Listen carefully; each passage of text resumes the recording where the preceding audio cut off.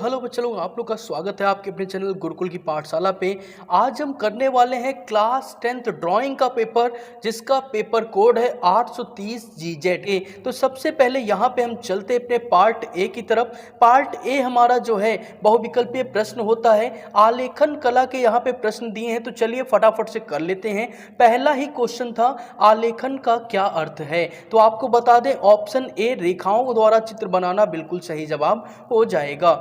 English में कहें तो डिजाइन मीन्स, तो इसका सही जवाब ऑप्शन ए हो जाएगा। हिंदी और इंग्लिश दोनों के लिए सेम आंसर रहेगा, तो परेशान नहीं होना। सेकंड क्वेश्चन है हमारे पास, आलेखन का मुख्य तत्व है, तो इसका सही जवाब आपका ऑप्शन नंबर बी हो जाता है। इसी के साथ चलिए चलते हैं फटाफट से और बात करते हैं अपने क्वेश्चन नंबर थर्ड की। तो स्केच का अर्थ है, तो ऑप्शन नंबर बी इसका भी करेक्ट जवाब हो जाएगा, प्रारंभिक रेखा चित्र। उसके बाद ही क्वेश्चन नंबर 4 है, गहराई दिखाने के लिए प्रयोग होता है, तो सही जवाब आपका हो जाएगा ऑप्शन नंबर बी, परिक्षेप का यानी पर्सपेक्टिव का। इसी के साथ में फिफ्थ हमारे पास दिया है। फिफ्थ क्वेश्चन क्या है हमारे पास, पेंसिल की कठोरता किससे दर्शाई जाती है, तो सही जवाब आपका ऑप्शन नंबर बी हो जाएगा, एच और बी से।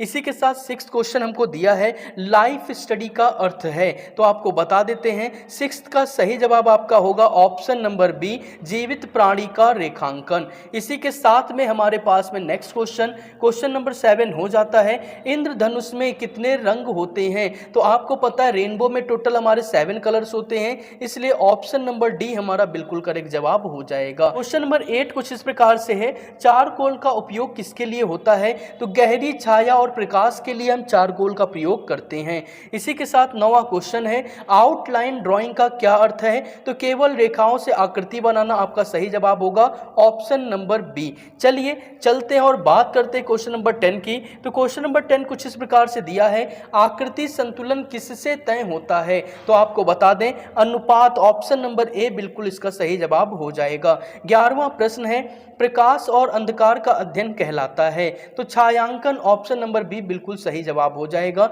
इस पेपर के अधिकतर आंसर आपके ऑप्शन नंबर बी करेक्ट हैं। तो चलिए 12th क्वेश्चन है, दूरी और गहराई दिखाने की विधि है, तो उसको परिक्षेप कहा जाता है। इसी के साथ में क्वेश्चन नंबर 13 कुछ इस प्रकार से दिया है, क्या कहते हैं, आलेखन की मुख्य सामग्री क्या है, तो सही जवाब आपका क्या है, ऑप्शन नंबर ए है, पेंसिल, कागज और रबड़। इसी के साथ चलिए चलते हैं और बात करते हैं क्वेश्चन नंबर 14 की। तो रेखांकन का दूसरा नाम क्या है, रेखांकन का दूसरा नाम आलेखन होता है, इसलिए ऑप्शन ए बिल्कुल सही जवाब हो जाएगा। 15वां प्रश्न है, मूल संरचना के लिए प्रयोग होता है, तो आपको बता दें ऑप्शन बी बिल्कुल सही है, ज्यामितीय आकृतियां। इसी के साथ में हमारे पास आ जाता है क्वेश्चन नंबर 16, मानव आकृति बनाते समय सबसे पहले क्या बनाया जाता है, तो मूल आकार बनाते हैं, जैसे सर हुआ, धड़ हुआ, पांव हुआ, हाथ हुआ, इसलिए ऑप्शन नंबर सी बिल्कुल करेक्ट जवाब हो जाएगा। इसी के साथ चलिए और बात करते हैं क्वेश्चन नंबर 17 की। तो 17th क्वेश्चन है, छत के केंद्र को अलंकृत करने के लिए कौन सा आलेखन उपयुक्त होगा, तो आपको बता दें ऑप्शन नंबर बी, केंद्रीय का आपका सही जवाब हो जाता है। इसी के साथ 18th है, हरा रंग आंखों पे कैसा प्रभाव डालता है, तो हरा रंग हमारा शीत रंग होता है, इसलिए ये ऑप्शन नंबर सी, ठंडा, आपका बिल्कुल सही जवाब हो जाता है। इसी के साथ बात करते हैं क्वेश्चन नंबर 19 की। तो 19th क्वेश्चन है, आकृतियों की पुनरावृत्ति करने के लिए किस के पेपर का प्रयोग करते हैं, तो आपको पता है ट्रेसिंग पेपर का यूज करते हैं हम दोबारा से आकृतियों की पुनरावृत्ति करने के लिए, तो ऑप्शन ए बिल्कुल सही जवाब हो जाएगा। चलिए बात कर लेते हैं इसी के साथ में अपने क्वेश्चन नंबर 20 की। तो जो कि कुछ इस प्रकार से है, कौन से रंग का माध्यम सबसे पारदर्शी होता है, तो सही जवाब आपका ऑप्शन सी है, जल रंग। इसी के साथ में आलेखन कला हमारा समाप्त हो जाता है। चलते हैं अपने खंड का के और वाले क्वेश्चन यानी प्रावधिक कला की तरफ। तो प्रावधिक कला हमारी इंग्लिश में टेक्निकल ड्राइंग कहलाती है। यहाँ पे पहला क्वेश्चन कुछ इस प्रकार से दिया है, 1 मीटर में कितने सेंटीमीटर होते हैं, तो आपको बता दें 1 मीटर में 100 सेंटीमीटर होते हैं, ऑप्शन ए बिल्कुल करेक्ट है। और 1 किलोमीटर की बात करें तो 1 किलोमीटर में 1000 मीटर हमारे होते हैं। तो चलिए इसी के साथ बात करते हैं क्वेश्चन नंबर 2 की। क्या है, वर्ग की चारों भुजाओं की माप क्या होती है। तो आपको बता दें वर्ग की चारों भुजाओं की माप हमेशा एक दूसरे की क्या होती है, बराबर होती है। इसी के साथ में हमारे पास क्वेश्चन नंबर 3 दिया है, क्या कहते हैं, समबाहु त्रिभुज किसे कहते हैं। तो इसका सही जवाब ऑप्शन नंबर हमारा ए सही हो जाएगा। जिनके तीनों अंतः कोण कितने हों, 60 डिग्री के हों, उनको हम क्या कहते हैं, समबाहु त्रिभुज कहते हैं। और इनकी ये जो साइडें हैं, ये सारी साइडें भी एक दूसरे के आपस में क्या होनी चाहिए, बराबर होनी चाहिए। इसी के साथ नेक्स्ट क्वेश्चन हमारे पास आ जाता है। क्वेश्चन नंबर 4 है, एक डेकामीटर में कितने डेसीमीटर होते हैं। तो आपको बता दें एक डेकामीटर में 100 डेसीमीटर होते हैं। ऑप्शन नंबर सी बिल्कुल करेक्ट होगा।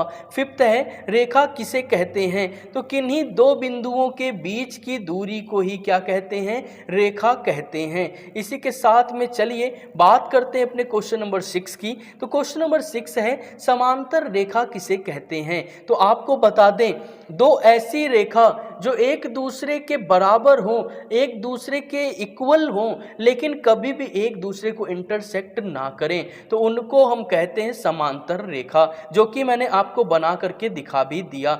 चलिए इसी के साथ ऑप्शन डी बिल्कुल करेक्ट जवाब हो जाएगा। बात करते अपने क्वेश्चन नंबर 7 की। तो क्वेश्चन 7 है, एक समचतुर्भुज में कितनी भुजाएं होती हैं। चतुर्भुज कैसा भी हो, भुजाएं तो 4 ही होंगी, इसलिए ऑप्शन नंबर डी बिल्कुल करेक्ट जवाब हो जाएगा। 8th है, एक वर्ग के सभी आंतरिक कोणों का योग कितना होता है। तो आपको पता है कि जो वर्ग है या जो आयत है, उनके चारों कोणों का योग हमारा 360 डिग्री होता है, क्योंकि एक कोण आपका 90 डिग्री का बनता है। तो इसीलिए ऑप्शन नंबर बी करेक्ट जवाब हो जाता है। बात करते हैं आपके क्वेश्चन नंबर 10 की। तो 10वां क्वेश्चन कुछ इस प्रकार से दिया है, एक घन में कितने फलक होते हैं। तो आपको बता दें एक घन में आपके टोटल 6 फलक होते हैं, तो इसलिए आपका सही जवाब ऑप्शन नंबर ए हो जाएगा। इसी के साथ बात करते हैं 10वें प्रश्न की। 180 डिग्री के कोण को क्या कहते हैं। तो एक सरल रेखा पे बना हुआ कोण है 180 डिग्री, इसलिए इसको सरल कोण के नाम से जाना जाता है, यानी straight angle. Option C correct होगा। बात करें क्वेश्चन नंबर 11 की। तो किस नंबर की पेंसिल डार्क लाइन खींचती है। तो आपको बता दें 2B पेंसिल आपकी डार्क लाइन खींचने के लिए प्रयोग की जाती है। इसी के साथ 12वां प्रश्न है, निरूपक भिन्न की इकाई होती है। तो इसका सही जवाब ऑप्शन डी हो जाएगा, इनमें से कोई नहीं। इसी के साथ चलिए चलते हैं क्वेश्चन नंबर 13 पे। तो कुछ इस प्रकार से दिया है, क्या कहता है, एक वर्गाकार प्रिज्म में कितने आयताकार फलक होते हैं। तो इसका सही जवाब आपका ऑप्शन सी हो जाएगा, 4 फलक होते हैं। 14वां प्रश्न है, वृत्त का चतुर्थ भाग कहलाता है। तो आपको बता दें वृत्तपाद कहलाता है। ठीक है, इंग्लिश में अगर कहें तो फूट सर्कल कहलाता है। इसी के साथ में बात करते अपने अगले क्वेश्चन नंबर 15 की। तो कहता है कि वृत्त का आकार कौन सा है। तो आपको पता है वृत्त का मतलब होता है गोला, ना कि अंडा जो मैंने बनाया। तो कुछ इस प्रकार से आप बनाइएगा। ठीक है, गड़बड़ हो गया, एक आखिरी बार ट्राई कर लेते हैं। चलो इससे आप काम चला लीजिए, आपका सही जवाब ऑप्शन नंबर बी हो जाएगा। इसी के साथ में क्वेश्चन नंबर 16 हमारे पास कुछ इस प्रकार से है, क्या है, किसी आयत की दो संलग्न भुजाओं का मध्य कितने कोण का होता है। तो 90 डिग्री का आपका होता है। याद रखिएगा संलग्न भुजा का मतलब क्या है, ये हमारी हो गई, ये संलग्न भुजा है, ये संलग्न भुजा है, ये संलग्न भुजा है और ये संलग्न भुजा है। तो कितना होगा, 90 डिग्री हो जाएगा सही जवाब आपका। ठीक है, इसी के साथ 17वां प्रश्न है, किसी वृत्त का केंद्र सबसे बड़ी जीवा व्यास को बांटता है। तो देखिए ये हमारे पास एक वृत्त है, इसकी क्या है, ये सेंटर है, ये इसने काट दिया। ठीक है, तो दो इक्वल पार्ट में इसने क्या किया, डिवाइड किया है। तो इसका सही जवाब ऑप्शन नंबर सी हो जाएगा, दो समान भाग में। इसी के साथ में क्वेश्चन नंबर 18 दिया है, क्या कहते हैं, वृत्त की परिधि के आंशिक भाग को क्या कहते हैं। तो ये हमारा एक वृत्त है, इसका ये सेंटर है, सेंटर से ये पार्ट, तो इसको हम क्या कहेंगे, चाप कहेंगे। ठीक है, ऑप्शन नंबर सी बिल्कुल सही जवाब हो जाएगा। ठीक है, मैथ जिन बच्चों ने ली है उनको आसानी से समझ में आना चाहिए, बहुत ही सिंपल चीज़ बताई गई है। इसी के साथ में 4 रेखाओं से घिरी आकृति कहलाती है। तो 4 रेखाएं हैं। ठीक है, तो ये आयत हुआ हमारा। ठीक है, कुछ इस प्रकार से हम क्या बनाते हैं, अपना वर्ग बनाते हैं, 4 ही रेखा है और कुछ इस प्रकार से हम क्या बनाते हैं, अपना चतुर्भुज बनाते हैं, चाहे ऐसे बना दीजिए, ठीक है।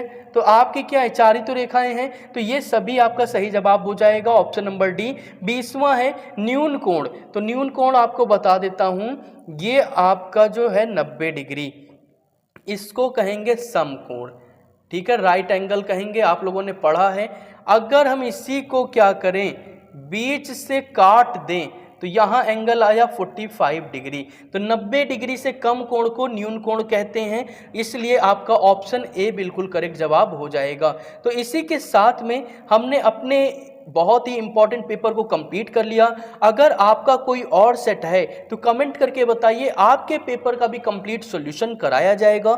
मिलते हैं एक और शानदार वीडियो के साथ। जो बच्चे 10th में गए हैं उन सभी को बोर्ड एग्जाम की प्रिपरेशन के लिए बहुत ही इंपॉर्टेंट वीडियो है, इसको जरूर देखिए। और जिन्होंने पेपर दे दिया, कमेंट करके बताइए कि आपने कितने क्वेश्चंस के जवाब बिल्कुल सही लिखे हैं। तो मिलते हैं एक और शानदार वीडियो के साथ, तब तक बाय बाय, जय हिंद।